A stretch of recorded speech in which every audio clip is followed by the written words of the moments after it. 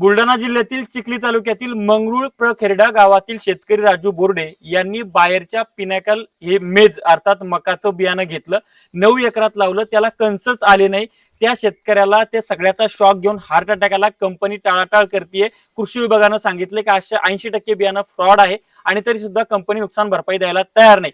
Same condition Buldhana जिल्ह्यातील maker तालुक्यातील वरदडा गावच्या शेतकऱ्यासोबत झाली। महाबीजनं केली। महाबीज आणि बायर ह्या मोठमोठ्या कंपन्या आहेत, पण शेतकऱ्यांच्या जीवावर उठलेल्या आहेत, त्यांना देशोधडीला लावतायत। त्या महाबीजनं 725 ची बॅग दिली, 725 बियाणं म्हणून दिलं, 725 चलन दिलं आणि आज बियाणं होतं 1460 आणि ते शेतकऱ्यांना लावलं। शेतकऱ्याला ते कळलं नाही। आता ती महाबीज म्हणते आम्ही तुमचं ते सीड प्रोडक्शन घेऊ शकणार नाही, तुम्हाला आम्ही जो सांगितला तो भाव देऊ शकणार नाही। त्या शेतकऱ्यांना आता जायचं कुठं? कंझ्युमर कोर्टामध्ये गेल्यानंतर ह्या कंपन्या त्या कोर्टाला मॅनेज करतात, तिथं रिझल्टच लागत नाही, शेतकऱ्याला काहीच मिळत नाही।